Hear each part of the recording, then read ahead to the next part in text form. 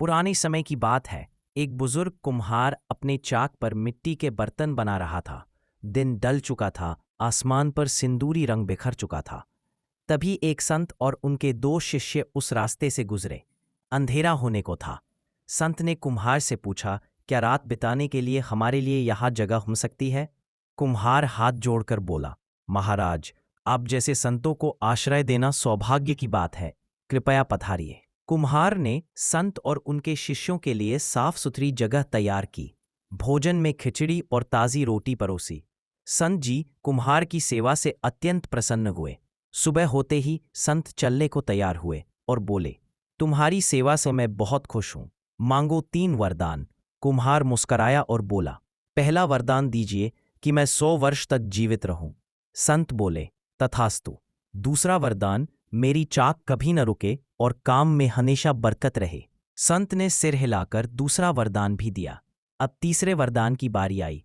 कुम्हार कुछ सोच न पाया। उसकी नज़र एक पुरानी पीढ़े, लकड़ी की चौकी पर पड़ी। वह बोला, इस पीढ़े पर जो भी बैठे वह मेरी इजाजत के बिना उठ न सके। संत मुस्कुराए और बोले, तथास्तु, और वे विदा हो गए। समय बीता। कुम्हार की दुकान चलती रही। वह जवान सा ही दिखता रहा। दोस्त बूढ़े हो चले, कुछ मर भी गए, लेकिन वह उतना ही सशक्त रहा। एक दिन 100 वर्ष पूरे होने पर मृत्यु के देवता चित्रगुप्त उसके पास आए और बोले, चलो अब तुम्हारा समय पूरा हुआ। कुम्हार हाथ जोड़कर बोला, महाराज, बस 2 मिनट दीजिए, मैं अपने औजार ठीक से रख दूं ताकि मेरे बेटे को कठिनाई न हो। आप तब तक उस पीढ़े पर बैठ जाएं। जैसे ही चित्रगुप्त बैठे, कुम्हार हंसने लगा। तब आप तब तक नहीं उठ सकते जब तक मैं ना चाहूं। अब वह खुद को अमर समझकर उल्लास से भर गया। घर जाकर उत्सव मनाने की सोची। सबसे पहले एक बकरी काटने की सोची, पर बकरी की गर्दन जुड़ गई।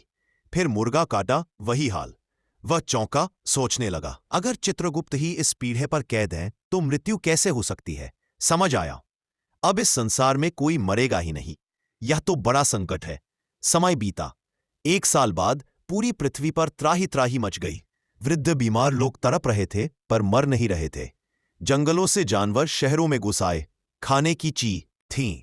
मच्छरों, कीड़ों और जहरीले जीवों ने जनजीवन नर्क बना दिया था। अब कुम्हार को पछतावा हुआ और चित्रगुप्त को मुक्त कर दिया। क्रोधित चित्रगुप्त ने उसे बिना एक शब्द कहे उठाया और साथ ले गए। धीरे धीरे मृत्यु फिर से होने लगी। प्रकृति का संतुलन लौट आया।